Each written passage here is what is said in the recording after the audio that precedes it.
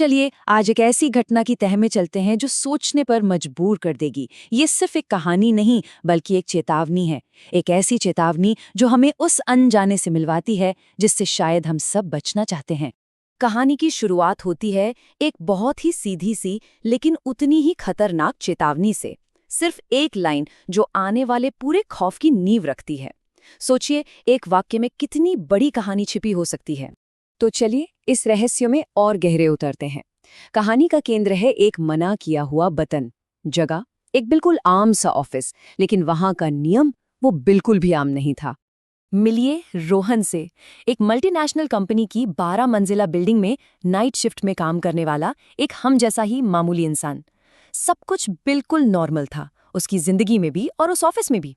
पर यहीं से कहानी एक अजीब मोड़ लेती है। बिल्डिंग थी 12 मंजिल की, लेकिन उस बिल्डिंग की लिफ्ट में बटन थे 13। मतलब ये कैसे मुमकिन है?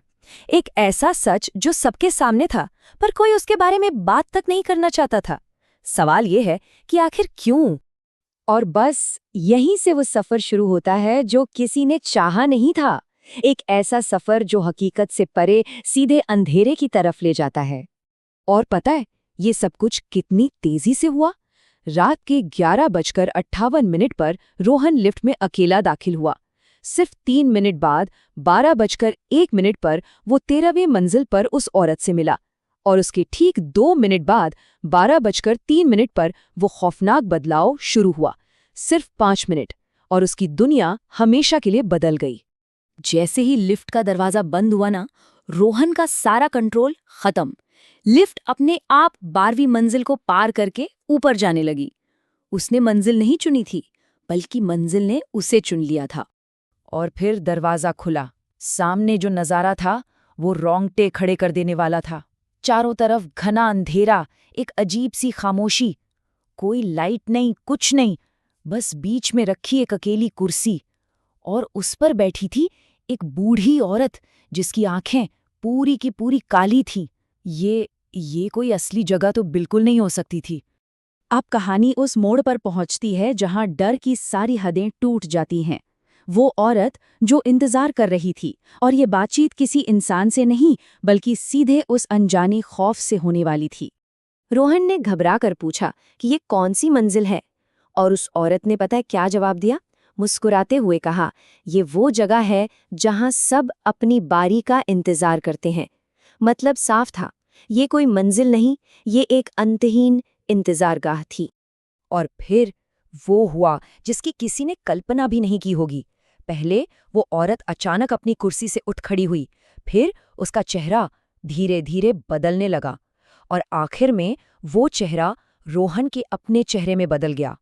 ये डर का वो रूप था जिसका सामना शायद ही कोई कर पाए। उस नए चेहरे से जो आवाज निकली, उसने रोहन की किस्मत तय कर दी। वो चीज बोली, मैं भी ऐसे ही आया था।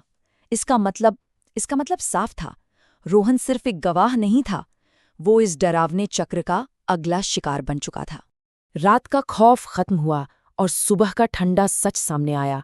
आतंक तो थम गया था, लेकिन उसका सबूत अब भी बाकी था, और वो कहीं ज्यादा डरावना था।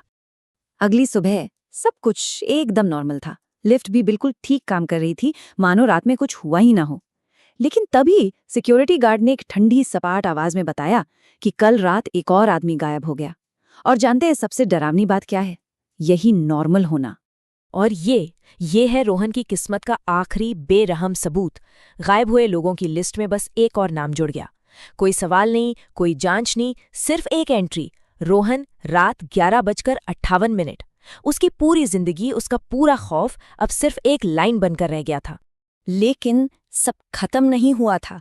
इस सब के बाद भी उस लिफ्ट के पैनल पर 13वीं मंजिल का बटन अब भी चमक रहा था। मतलब जाल दोबारा बिछ चुका था। वो अपने अगले मुसाफिर का बड़ी शांति से इंतजार कर रहा था। तो क्या मतलब है इस पूरी कहानी का? शायद यही कि कुछ लिफ्ट सिर्फ ऊपर नहीं जाती, कुछ आपको अंदर बुलाती हैं।